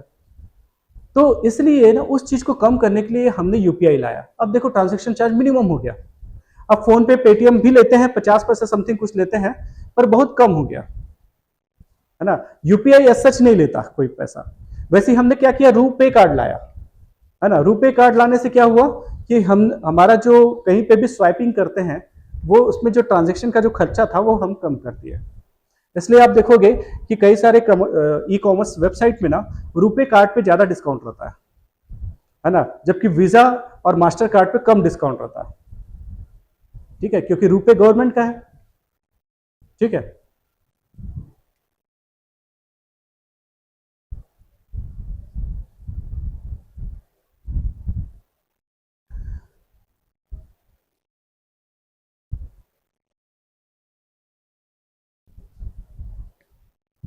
तो और भी बेनिफिट है कि ज्वाइन करने के लिए कोई फीस नहीं लगता ना। एक और है कि अब इसका यूजेबिलिटी बहुत बढ़ गया है, देखा जाए तो धीरे धीरे करके अब बहुत जगह पे यूज हो रहा है।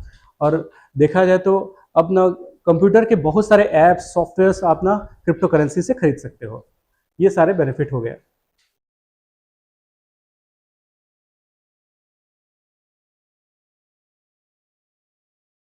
तो क्या इसमें रिस्क इन्वॉल्व नहीं है? क्रिप्टो करेंसी के साथ भी रिस्क इन्वॉल्व है। क्या है कि जितना हाई लेवल का टेक्नोलॉजी उतना हाई लेवल का सिक्योरिटी रिस्क भी होता है। जैसे क्या है, मैंने कृष्णा ने क्या किया था, कृष्णा ने कंप्यूटर खरीदा, सोचा कि अब उद्घाटन वगैरह कर दिया, सबको मिठाई खिलाया, पेड़ा वेड़ा खिलाया कि अब से मैं माइनर बन गया, क्रिप्टो करेंसी का माइनर बन गया। ठीक है ना। तो शहराब ने क्या किया, ये कैसे क्रिप्टो करेंसी का माइनर बन गया? उसने क्या किया, एक वायरस डाल दिया, वाना माइन टाइप, है ना, वाना माइन। इससे क्या है, इन्होंने सॉफ्टवेयर के थ्रू उनके कंप्यूटर को कंट्रोल कर लिया, है ना। सॉफ्टवेयर के थ्रू इनके कंप्यूटर को कंट्रोल कर लिया। कंप्यूटर इनका फिजिकली वहीं पे अवेलेबल है, पर पैसा कमा रहे हैं ये। तो कंप्यूटेशन पावर को हाईजेक किया जाता है इसमें। क्या चीज को हाईजेक किया जा रहा है? कंप्यूटेशन पावर को हाईजेक किया जा रहा है। मतलब इनके सिस्टम स्लेव बन गया और इनका ये ओनर बन गया उनके सिस्टम के। उनको लग रहा है मैं माइन कर रहा हूं, पता चला ये माइन कर रहे हैं। तो इस टाइप का जो वायरस है वो आया था, वाना माइन और अदर चीजें आई थी जो प्रोसेसिंग पावर को मेनली हार्नेस करती है। तो मेरे पास कंप्यूटर खरीदने का पैसा नहीं था, पर मेरे को वायरस बनाने का मेरे पास दिमाग था। तो मैंने क्या किया, वायरस बना दिया और जितने वर्ल्ड में जितने कंप्यूटर है सबको मैंने हाईजेक करके उसके प्रोसेसिंग पावर को यूज कर रहा हूं मैं। ठीक है। तो ये सिक्योरिटी रिस्क जो आया था वर्ल्ड लेवल पे। कुछ और प्रॉब्लम्स हैं क्रिप्टो करेंसी में, जिसमें से एक प्रॉब्लम है कि प्राइस बहुत ज्यादा अप डाउन होता है।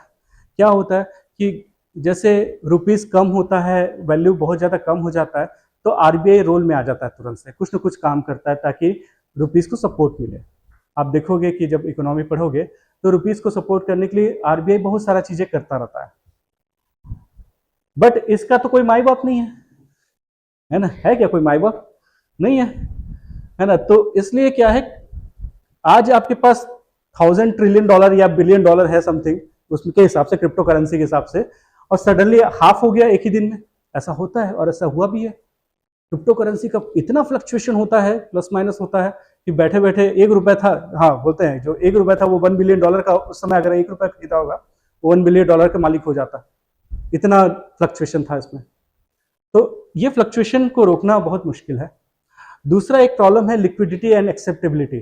भाई हम जरूरी थोड़ी ना कि भाई कंप्यूटर का चीज ही खरीदेंगे, भाई मेरे को और भी चीजें, साबुन सोडा सब खरीदना रहता है, वो सबको कौन खरीदेगा? क्रिप्टो करेंसी में बेचूंगा क्या मैं? तो यही है कि क्रिप्टो करेंसी का एक्सेप्टेबिलिटी बहुत कम है। ठीक है ना। एक और प्रॉब्लम है क्रिप्टो करेंसी के साथ,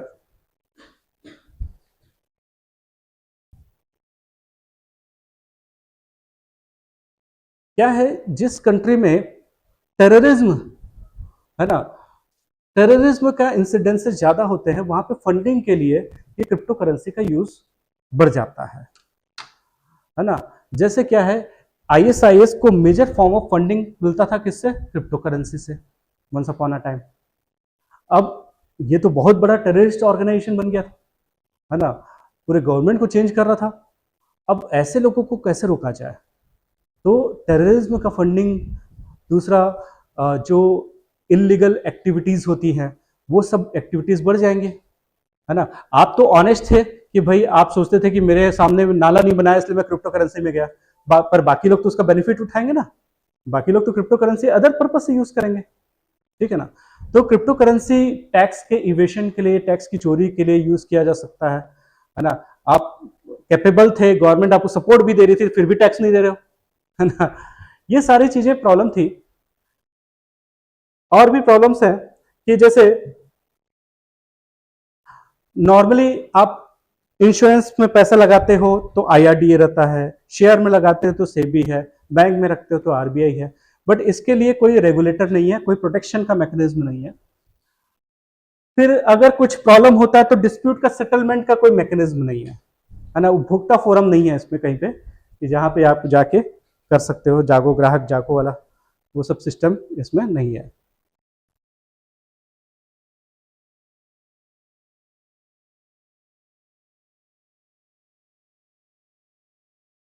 तो इंडिया के आरबीआई ने central bank of digital currency launch किया।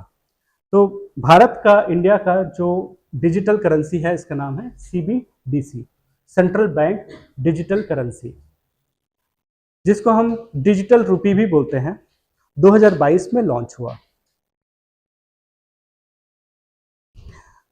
हम पहले भी पास्ट में भी प्लास्टिक करेंसी या ऐसा करेंसी जो काउंटरफिट ना हो सके उस पर सोच रहे थे, क्योंकि हम जानते हैं कि हमारे करेंसी का डुप्लीकेट बनता है नेबरिंग कंट्रीज में और उसको फिर फंडिंग के लिए यूज किया जाता है हमारे ही अगेंस्ट में। तो ये एक नुकसान है ना, जाली नोट बहुत बड़ा हार्म करते हैं आपके गवर्नमेंट को, अपने के कंट्री के लॉ एंड ऑर्डर को। तो गवर्नमेंट अगर डिजिटल करेंसी खुद से लॉन्च कर दे जिसको आरबीआई बैकअप करे, तो वैसा डिजिटल करेंसी रियली सबके लिए बेनिफिशियल होगा। तो 2022 में आरबीआई ने ये काम किया।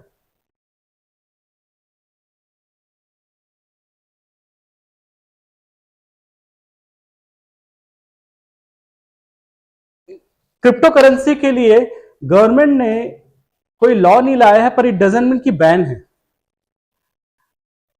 तो क्रिप्टो करेंसी एज सच देखा जाए तो उसके लिए कोई लॉज या मैकेनिज्म एज सच नहीं है, बट गवर्नमेंट ने एक बिल, डिजिटल करेंसी बिल, जिसको डिस्कशन में रखा हुआ है, सबसे ओपिनियन लिया हुआ है कि इस पे क्या किया जाए फ्यूचर में। बट गवर्नमेंट ने 2-3 काम कर दिया है, वो ये है कि अगर आप पैसे इन्वेस्ट करते हो क्रिप्टो करेंसी में तो 30% ऑन गेन्स, अगर आपको उसमें पैसा बेनिफिट होता है तो गवर्नमेंट 30% उसमें से ले लेगी, प्लस उसमें से 1% TDS tax deducted at source वो ले लेगी। तो ये गवर्नमेंट अब ये करती है।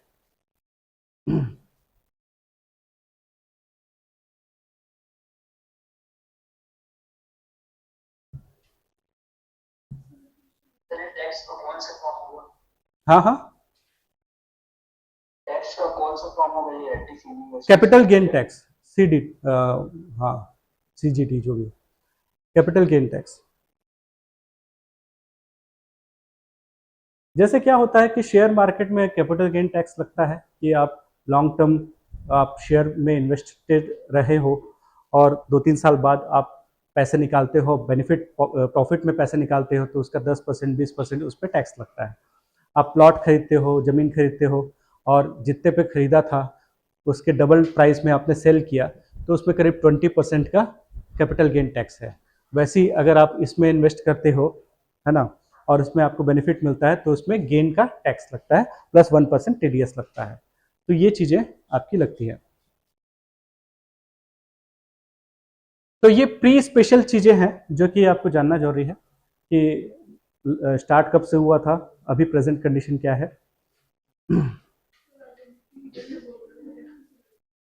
नहीं, सीबीडीसी देखो, हाँ गुड, क्या है कि गवर्नमेंट ने क्या किया कि कुछ एप्स को ऑथराइज किया जो कि जहाँ से इंडिया के जो इन्वेस्टर्स हैं वो इन्वेस्ट कर सके, है ना। आप सुना होगा कॉइन डीसीएक्स वगैरह सुना होगा, है ना। तो कुछ को अलाउ किया। अब आप उसमें से पैसा डालोगे तो वो ऐप इंडिया में इसलिए अलाउड है क्योंकि उससे जब पैसा निकालोगे तो गवर्नमेंट को आपको देना पड़ेगा, अदरवाइज वो सारे ऐप को गवर्नमेंट बैन कर दी है। अब आप क्या कर सकते हो, आप ना बाहर से एपीके डाउनलोड करके, कहीं और से उसका ऐप फाइल डाउनलोड करके आप उसमें इन्वेस्ट कर सकते हो, है ना। That is allowed, that is allowed, मतलब गवर्नमेंट को पता ना चले तब तक अलाउड है ना। जब पता चल जाए तो दिक्कत है। तो ऐसा है कि क्रिप्टो करेंसी में आप गवर्नमेंट के ऑफिशियल तरीके से आप इन्वेस्ट जब भी करोगे आपको 30% लगेगा, ठीक है ना।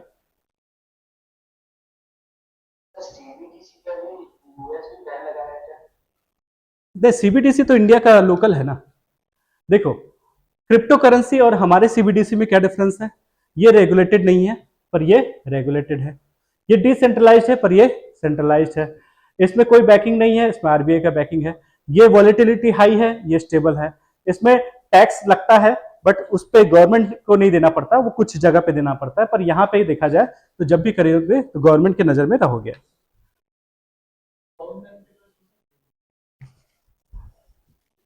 हाँ देखो 2022 इसका पर्पस ही है कॉमन मैन के पास लाना, ठीक है, पर उसका मैकेनिज्म गवर्नमेंट बनाएगी, बना के 2022 से लॉन्च किए ना, अब उसको प्रॉपर तरीके से इंप्लीमेंट नहीं करवाया अभी, है ना। पायलट प्रोजेक्ट्स चल रहे हैं इसके, और वो इंप्लीमेंट होने के बाद फिर सबके पास जो जो इसको जिसको चाहिए वो मिल जाएगा। डिपेंड करता है, वही आधार कार्ड, फोटो, 10वीं का मार्कशीट, ये सब लगेगा आपको।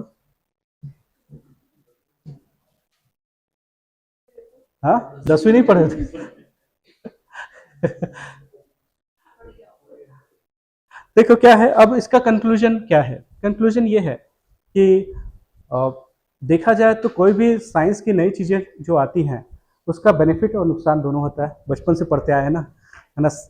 विज्ञान हमारे लिए वरदान भी है, अभिशाप भी है, साइंस हमारे लिए यही सब नौटंकी है इसमें भी, है ना इसमें भी यही प्रॉब्लम है कि भाई हमारा जो इसका मिसयूज हो सकता है, तो हमको रेगुलेट करना है, हमको इक्विप्ड होना है। क्योंकि अगर आप बैन करोगे तो आपके नाक के नीचे से चलेगा, है ना, अगर नहीं करोगे तो आपके सामने से चलेगा, तो क्यों ना सामने से चलाया जाए, है ना। यही चीज है। तो गवर्नमेंट क्या कर रही है, इसलिए इन्वेस्टमेंट को गवर्नमेंट ने मना नहीं किया, तो इन्वेस्ट तो करो पर मुझे पैसा मेरा मेरा बाटा दे दो, है ना, बाकी तुम रख लो, जो रखना है रखो। इसलिए लॉटरी सिस्टम का भी ऐसे ही बना है। बहुत जगह, बहुत सारे स्टेट में ना लॉटरी सिस्टम को बैन करके रखा है, पर कुछ स्टेट में लॉटरी सिस्टम अलाउड है। तो गवर्नमेंट क्या करती है, उससे जब पैसा मिल रहा है तो क्यों बंद करे, है ना। तो गवर्नमेंट को देखा जाए तो बहुत सारे स्टेट गवर्नमेंट को लॉटरी से बहुत पैसा मिलता है, तो क्यों बैन किया जाए, ठीक है ना। वैसे क्या है,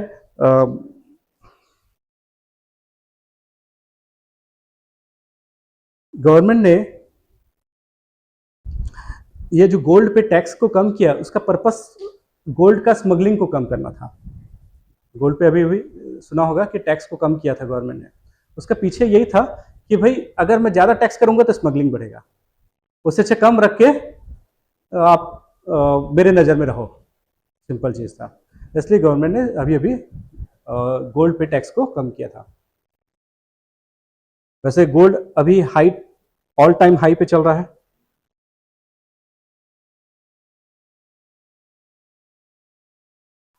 अब देखते हैं कि ब्लॉकचेन टेक्नोलॉजी क्या है। What is blockchain technology. कोई पूछे कि क्रिप्टो करेंसी ब्लॉकचेन टेक्नोलॉजी है, नहीं। Crypto currency is an application of blockchain technology.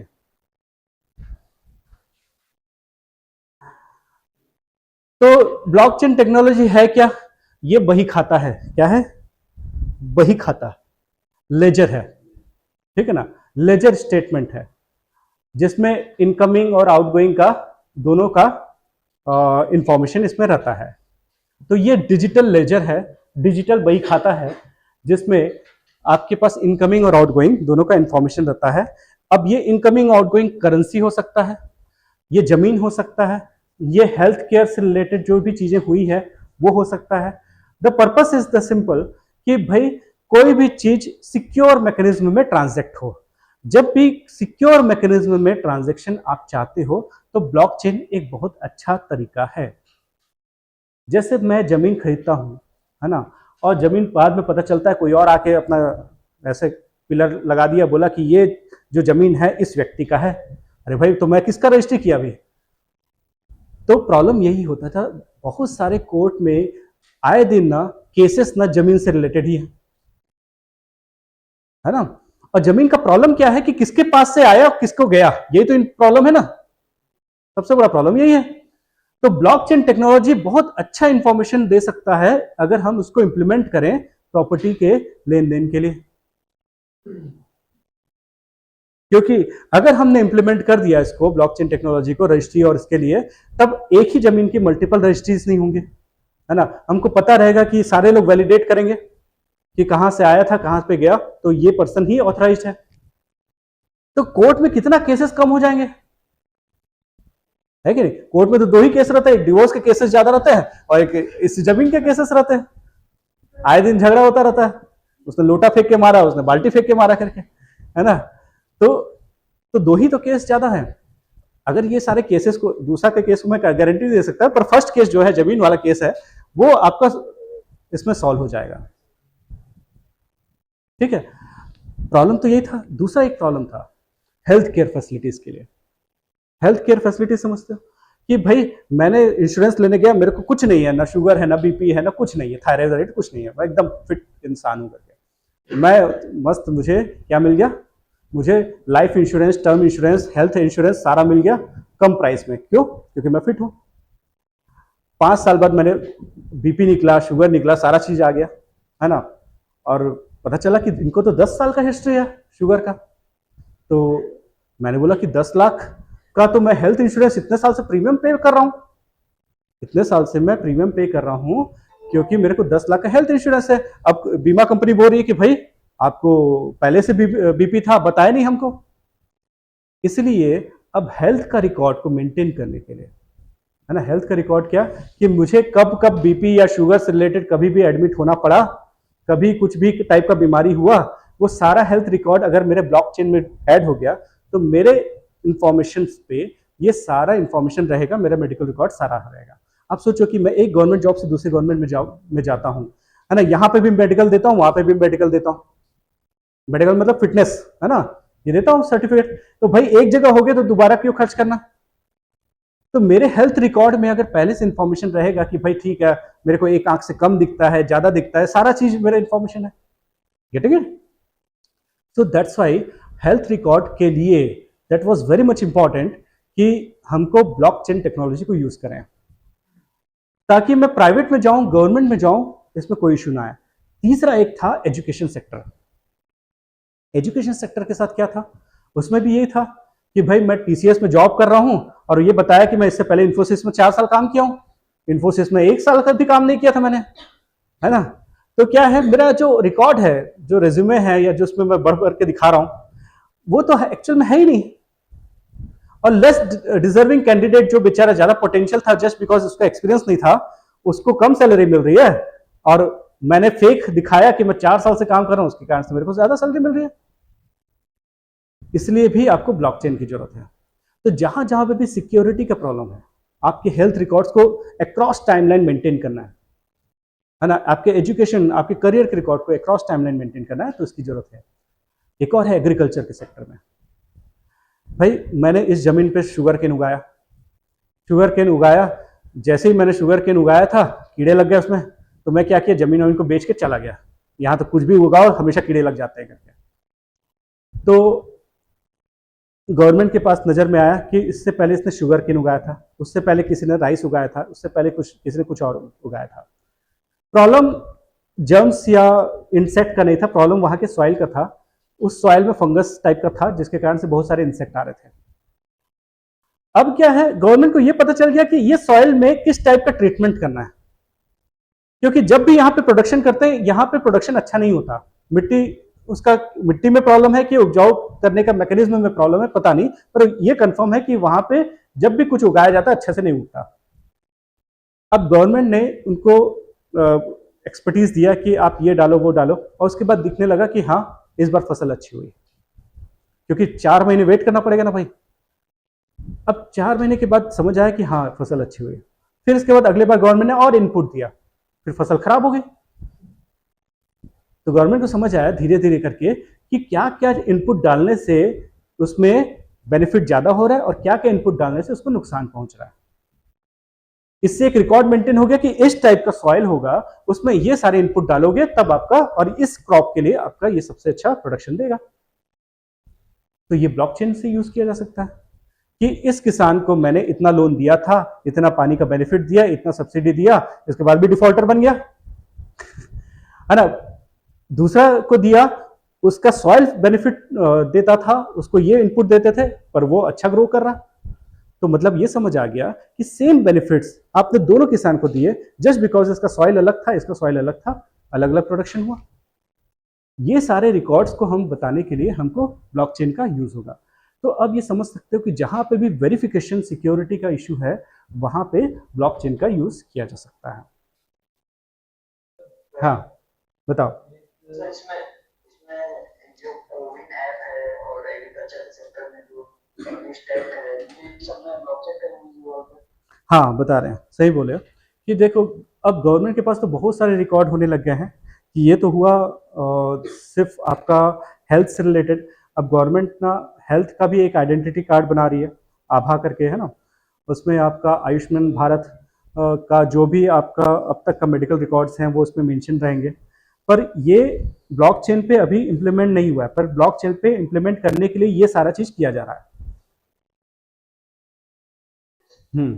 Future में आपका जो आधार है, उसके ऊपर पैन, उसके ऊपर ड्राइविंग लाइसेंस, उसके ऊपर आभा, उसके ऊपर प्रभा, जो भी है ना, ये सारा जो है, ये जितना आइडेंटिटी है, ये सारा एक साथ आपका क्लब होने वाला है।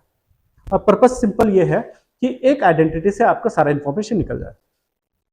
ठीक है ना। सर हाँ बोलो। एक में प्रॉपर्टी पे दो लोग का नाम। क्या होता है कि जब प्रॉपर्टी परचेस करते हैं ना, तो दो तरीका होता है। एक तो रजिस्ट्री, है ना, और दूसरा होता है नामांतरण, नेम ट्रांसफर। ठीक है। रजिस्ट्री एक जमीन का मल्टीपल लोगों पे हो जाता है, पर नेम ट्रांसफर कई लोग नहीं करा पाते। रजिस्ट्री मतलब क्या है, स्टैम्प शुल्क गवर्नमेंट को दिया और ऑफिशियली आपका एक अग्रीमेंट हुआ और उसमें मेंशन कर दिया कि ये जमीन अब से इनका हो गया। पता चला उसका जमीन था ही नहीं जिसने आपको सेल किया। हाँ, हाँ, हाँ, तो सारा फोर्ज्ड, सारा फोर्ज्ड, कुछ था ही नहीं उसका, वो उसका था ही नहीं। इसलिए ना अब नेम ट्रांसफर को डिजिटाइज किया जा रहा है ना। अब डिजिटाइज करने से जब तक आप रजिस्ट्री के बाद जब तक नेम ट्रांसफर नहीं करोगे तब तक वो आपका नहीं है। समझ लो, registry is not mean. Digital वाला अभी जो आया है वो इसी का है। हो सकता है स्वामित्व योजना उसी से रिलेटेड हो।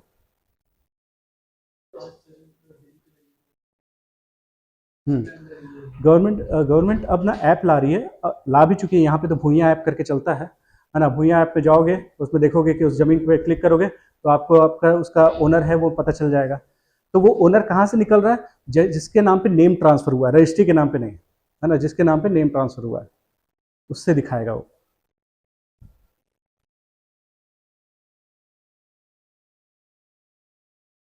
तो ब्लॉकचेन टेक्नोलॉजी में अगेन सारी चीजें जो आपकी क्रिप्टो करेंसी में थी वही चीजें हैं जो इसमें है।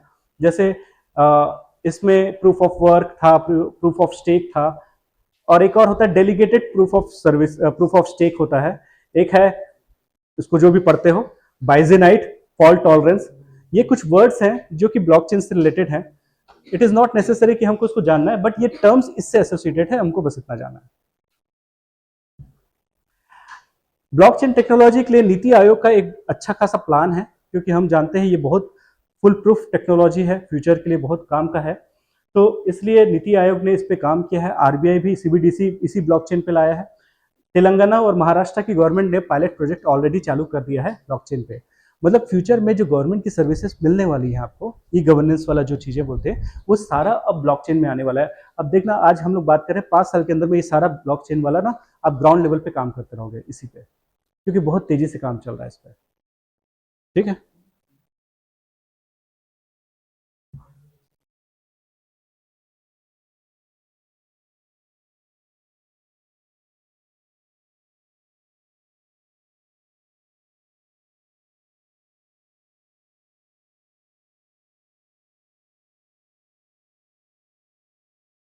ब्लॉकचेन का नाम अगर कोई पूछे कि कहाँ कहाँ यूज है, तो पहले बोल सकते हो कि बैंकिंग फाइनेंस, इसका बहुत बड़ा यूज है, करेंसी, है ना, उसमें बहुत बड़ा यूज है।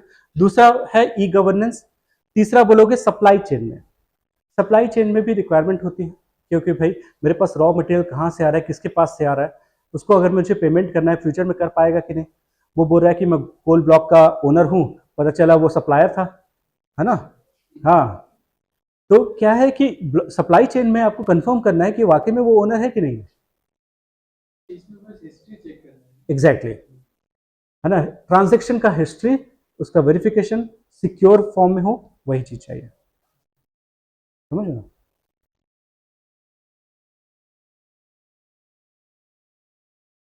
तो अगर ना अचानक से जो एग्ज़ाम वाला है वो कुछ ऐसा नाम डाल दिया कि भाई सपोज जैसे आपको बता रहा हूँ, हाँ, ऑटोमोबाइल इंडस्ट्री में इसका एप्लीकेशन नहीं है, मतलब 4-5 डाल दिए और इसके बाद ऑटोमोबाइल में नहीं है करके, फिर आप सोचोगे कि ऑटोमोबाइल में क्यों नहीं होगा? कार मैंने कल किसी से खरीदी, उसकी क्या जरूरी है कि उसी की कार है? पता चला चोरी करके लाया था, है ना? तो आप जहां पे भी आप ऐसा थॉट ले सकते हो वहां पे इसके एप्लीकेशन है। तो ऐसा नलीफाई नहीं कर सकते कि इसका एप्लीकेशन वहां पे नहीं हो सकता।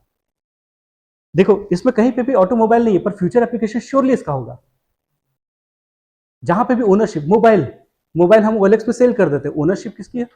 मोबाइल से कितना सारे फ्रॉड्स होते हैं, ठीक है ना?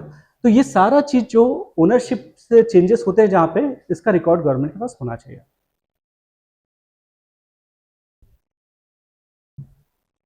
तो एक एमसीक्यू है, सॉल्व करके कोशिश करो, करने की कोशिश करो। हिंदी में भी दिखाता हूं। तो क्या फर्स्ट स्टेटमेंट करेक्ट है? हाँ, फर्स्ट स्टेटमेंट तो डेफिनेटली करेक्ट है कि ये सिंगल यूजर के कंट्रोल में नहीं है, ये मल्टीपल लोग इसको यूज करते हैं। दूसरा, इसमें दूसरा स्टेटमेंट में क्या है? ब्लॉकचेन को का स्ट्रक्चर और डिजाइन इस तरीके का है कि वो क्रिप्टो करेंसी के लिए ही यूज होगा, तो ऐसा तो नहीं है। क्रिप्टो करेंसी एक एप्लीकेशन बस है। तीसरा, हाँ, ब्लॉकचेन टेक्नोलॉजी के जो एप्लीकेशन है उसको कोई भी डेवलप कर सकता है। ये ओपन, इसको बोला जाता है ओपन सोर्स, है ना? आप जैसे ब्राउजर यूज करते हो तो ब्राउजर में क्रोम जो है वो ओपन सोर्स नहीं है, पर फायरफॉक्स जो है वो ओपन सोर्स है। हम विंडोज यूज करते हैं, वो ओपन सोर्स नहीं है, पर लिनक्स जो है वो ओपन सोर्स है। ओपन सोर्स मतलब कोई भी उसमें कंट्रीब्यूशन कर सकता है और उस पर इंप्रूव कर सकता है। तो third statement is also true, है ना? फर्स्ट एंड थर्ड करेक्ट है, तो आंसर शुड बी डी। ठीक। नहीं, क्या विदाउट एनी बडीज परमिशन लिखा ना, किसी एक के परमिशन की थोड़ी रिक्वायरमेंट है।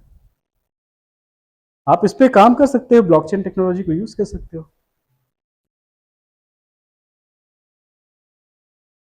ठीक है? तो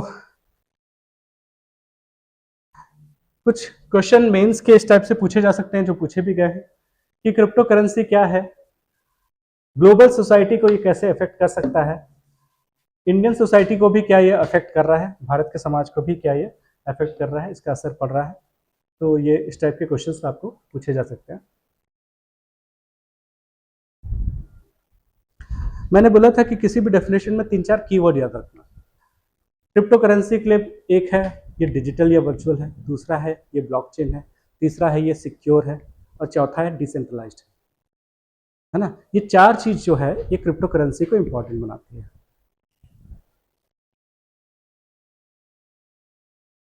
तो अगले क्लास में हम एआई के बारे में समझेंगे, आर्टिफिशियल इंटेलिजेंस के बारे में समझेंगे। एआई से रिलेटेड जो भी चीजें होंगी इसमें कवर हो जाएंगे, ठीक? कोई डाउट है, यू कैन आस्क मी। आज अपलोड करवा दूँ, आज ही पढ़ के आए। हाँ,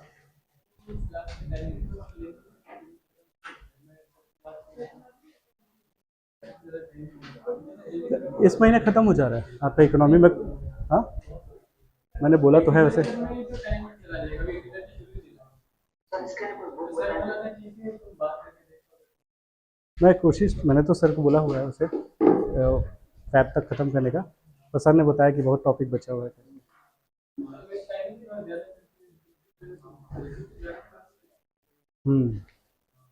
ठीक है, मैं बोला, मैं देखता हूँ उसको। हाँ, इसके लिए वो पूछ रहे हैं कि कौन सी बुक की रिक्वायरमेंट है ना? तो इसके लिए ना स्पेसिफिक बुक सही बताया ना तो ज़रूरत नहीं है। जो मेरा जो स्लाइड है ना वो काफ़ी है, इतने देर तक पढ़े इसके बारे में, है ना? उससे ज़्यादा क्वेश्चन नहीं आएगा इसमें, ठीक है? तो अलग से नहीं देखना है, जो जो टॉपिक्स हैं वो काफ़ी है। हाँ, ये चीज़ है कि करंट अफेयर्स में साइंस एंड टेक के कुछ टॉपिक्स हैं, उसको आप कवर कर सकते हो, ठीक है ना?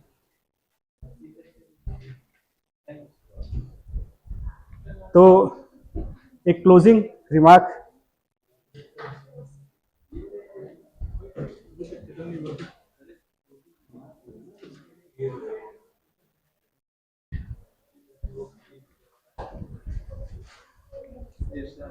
ऐसा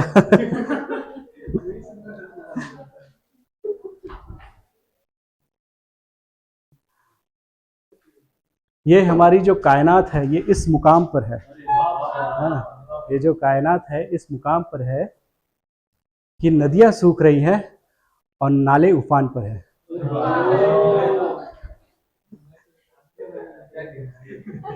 ना। ठीक है, चलो बाय।